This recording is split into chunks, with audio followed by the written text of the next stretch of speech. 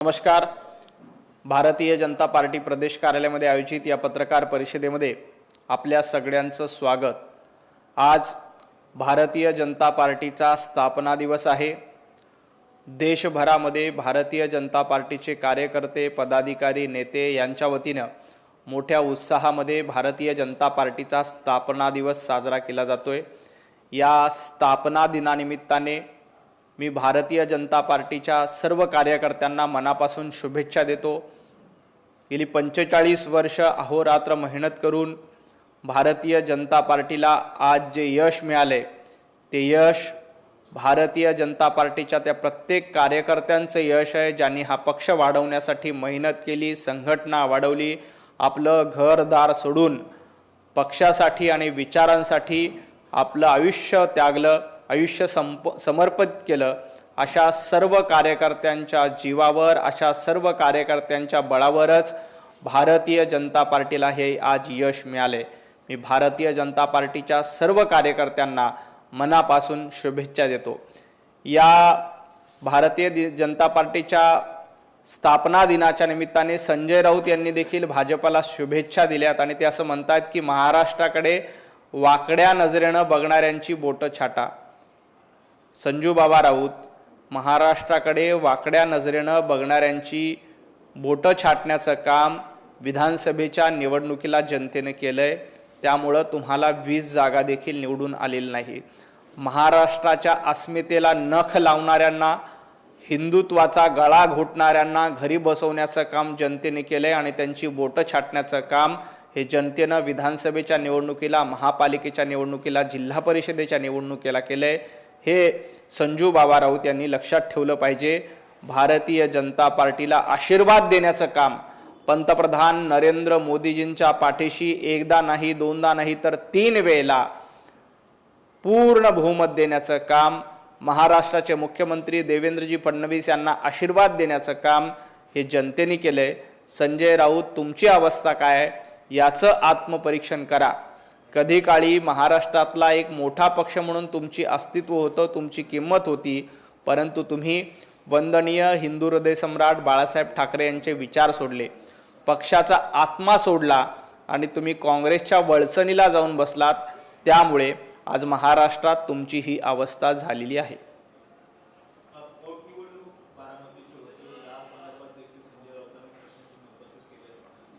बारामतीच्या पोटनिवडणूक प्रकरणात संजय राऊतांची आणि उभाटा गटाची भूमिका काय हे आजपर्यंत त्यांना सांगता येत नाही, कारण कन्फ्युजन अशा पद्धतीची अवस्था उभाटा गटामध्ये आहे। संजय राऊतांना असं वाटतंय की आपण बारामतीच्या पोटनिवडणुकीमध्ये काँग्रेसला पाठिंबा द्यावा, तर दुसरीकडे उद्धवजी ठाकरे यांची इच्छा आहे की सुनेत्राताई पवार यांना पाठिंबा द्यावा। या दोघांमध्ये कमालीची भांडणं सुरू झाली आहेत, या दोघांमध्ये राजकीय वाद सुरू झालेत। त्यामुळे उभाटा गटाला बारामतीच्या पोटनिवडणुकीत अद्यापपर्यंत निर्णय घेता आला नाही। संजय राऊत काँग्रेसच्या मागे लागलेत, तर उद्धवजी ठाकरे हे सुनेत्राताई पवार यांना पाठिंबा देऊ इच्छितात, परंतु यात नेमकं विजयी कोण होणार आहे? संजय राऊतांचा गट विजयी होतो का उद्धवजी ठाकरे यांचा गट विजयी होतो हे बघावं लागेल। उभाटा गटातली गटबाजी बारामती पोटनिवडणुकीच्या निमित्ताने चव्हाट्यावर आली आहे, त्यामुळे अद्यापपर्यंत ना उद्धवजी ठाकरे निर्णय घेऊ शकतात ना संजय राऊत निर्णय घेऊ शकतात।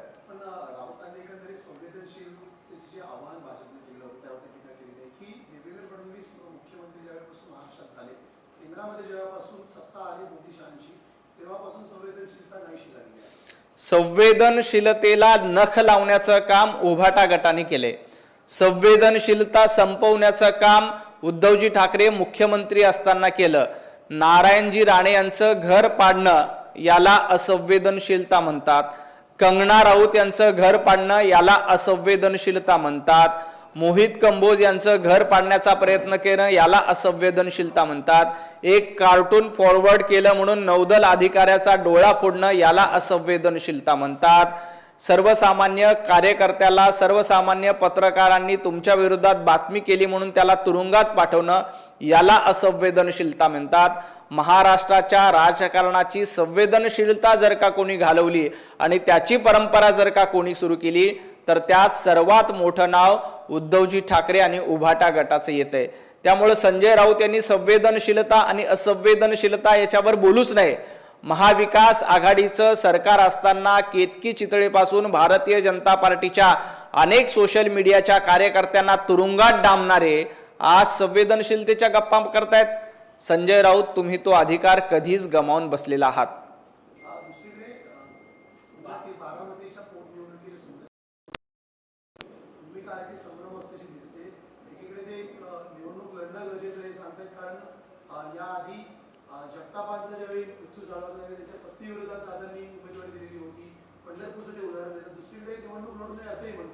नाही, संजय राऊतांची इच्छा आहे की ही या निवडणुकीमध्ये बारामतीत काँग्रेसला पाठिंबा दिला पाहिजे।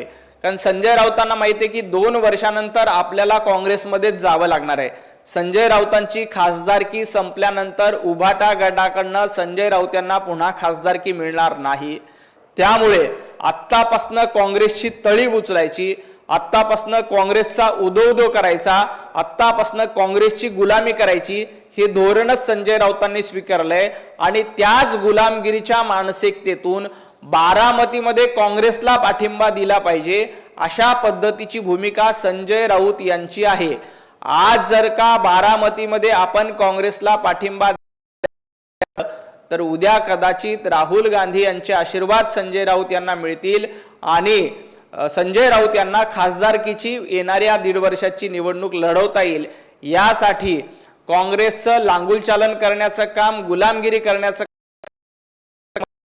पण दुसरीकडे उद्धवजी ठाकरे मात्र सुनेत्राताई पवार यांच्या पाठीशी दिसतायत। त्यांची इच्छा आहे की सुनेत्राताई पवार यांची निवडणूक बिनविरोध व्हावी। परंतु आता या दोघांमध्ये नेमकं या दोघांच्या राजकीय वादात कोण वरचढ ठरतंय हे येत्या 1-2 दिवसात कळेल।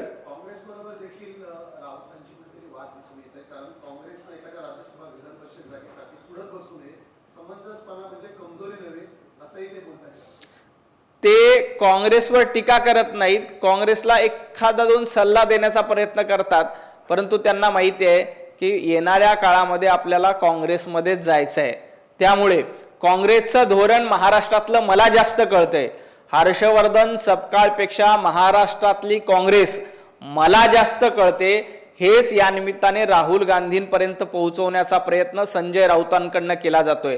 राहुल गांधींना ते सांगू इच्छितात की महाराष्ट्रातली काँग्रेस चालवायला हर्षवर्धन सपकाळ समर्थ नाहीत, नाना पटोले यांना महाराष्ट्रातली काँग्रेस कळत नाही, विजय वडेट्टीवार यांना महाराष्ट्रातली काँग्रेस कळत नाही, या सगळ्यांपेक्षा मीच शहाणा आहे आणि महाराष्ट्रातली काँग्रेस मीच चांगल्या पद्धतीने चालवू शकतो हेच सांगण्याचा प्रयत्न संजय राऊत यांच्या मार्फत केला जातोय।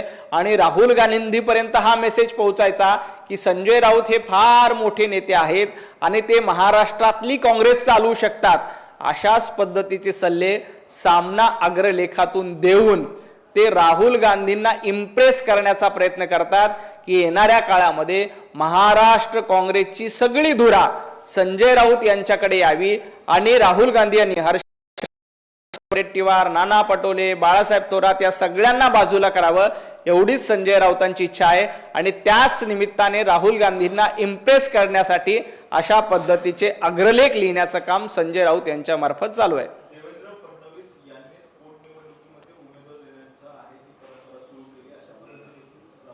संजय राऊत असं म्हणतायत की भारतीय जनता पार्टीने नाती जपली नाही।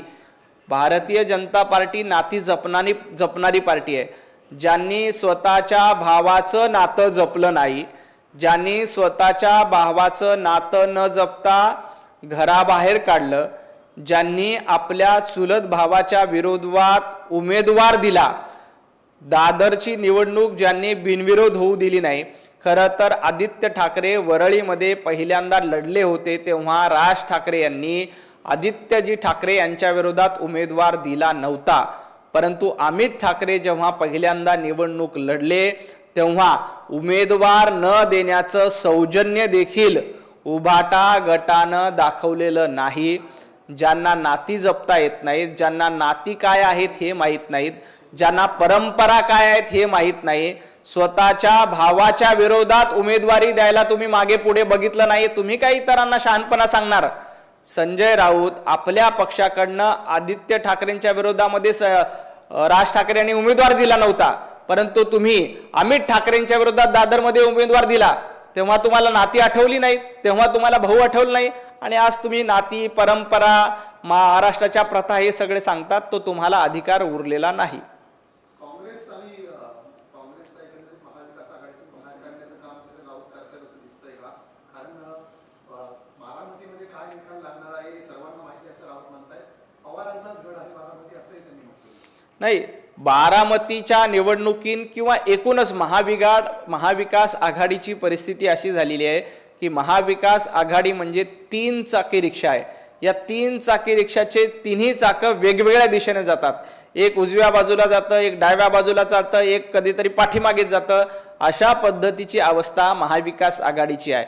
बारामतीच्या निवडणुकीत यांचं एकमत होत नाही, राहुरीच्या निवडणुकीमध्ये यांचं एक होत नाही, राज्यसभेच्या निवडणुकीमध्ये यांचं एकमत झालं नाही. बरं, महाविकास आघाडी तर सोडा, उभाटा गटामध्ये 2-3 गट पडलेले आहेत. एक संजय राऊतांचा गट झालाय, दुसरा उद्धवजी ठाकरेंचा गट झालाय, तिसरा आदित्य ठाकरेंचा गट झालाय. त्यामुळं गटबाजीचं राजकारण सगळ्यात जास्त कुठं असेल तर ते उभाटा गट आणि महाविकास आघाडीचं आहे. त्यामुळे गटबाजीच्या गटांगळ्या खाण्याचं काम महाविकास आघाडीमध्ये सुद्धा सुरू आहे आणि त्याच्यामुळे महाराष्ट्राची खूप चांगली एंटरटेनमेंट होते. सकाळी 9 वाजता संजय राऊत येऊन वेगळी भूमिका मांडतात, दुपारी उद्धवजी ठाकरे काहीतरी तिसरीच भूमिका मांडतात, तिसऱ्यांदा आदित्य ठाकरे येऊन या सगळ्यांवर टीका करण्याचं काम करतायत. त्यामुळं गटबाजीच्या गटांगळ्या म्हणजे महाविकास आघाडी हे स्पष्टपणे दिसते.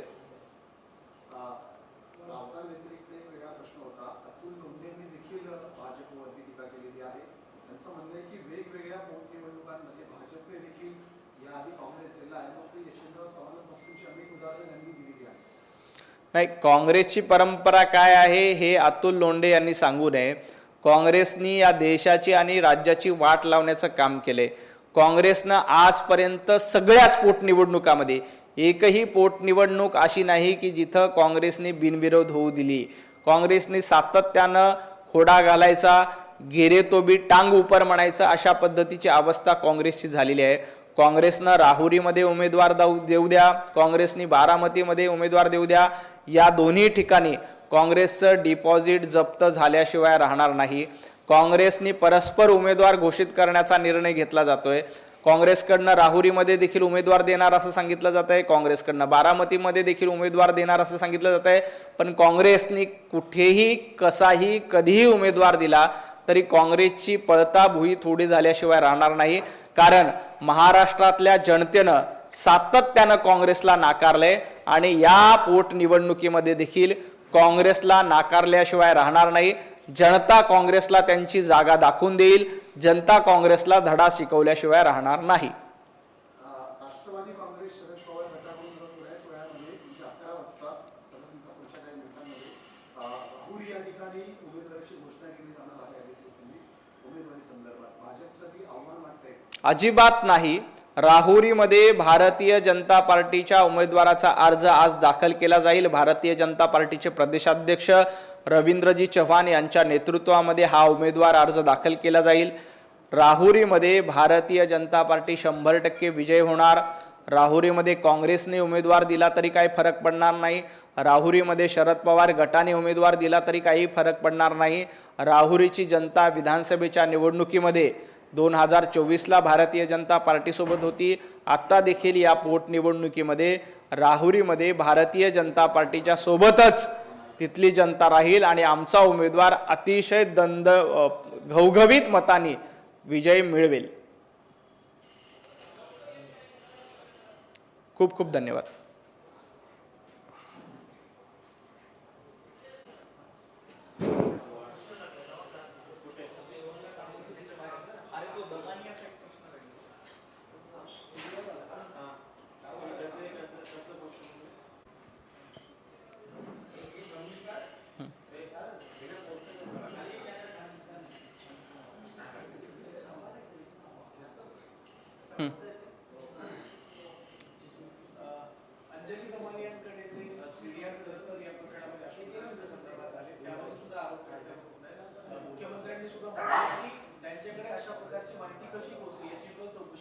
याआधी देखील भारतीय जनता पार्टीने स्पष्ट केलंय, माननीय मुख्यमंत्री देवेंद्रजी फडणवीस यांनी देखील स्पष्ट केलंय की अंजली दमानिया यांच्याकडे हे CDR कसे आले याची पूर्णपणे चौकशी होणार आहे.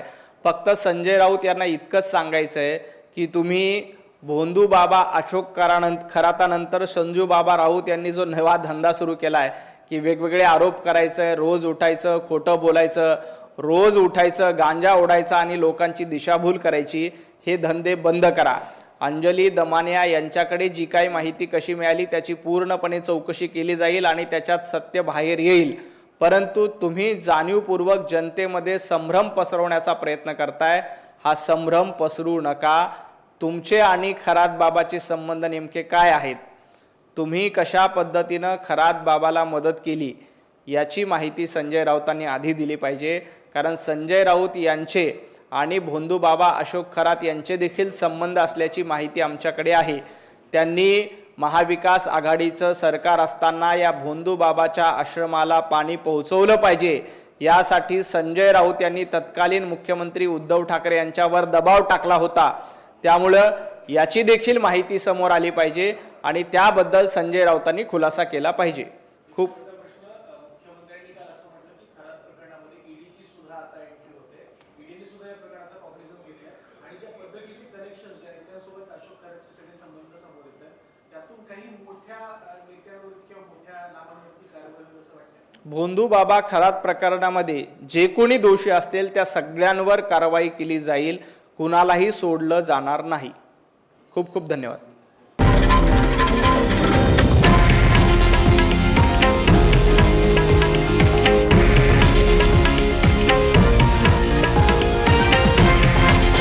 हे आहे देशातील नंबर 1 न्यूज नेटवर्क आणि आपण पाहत आहात TV9 मराठी, एकमेव.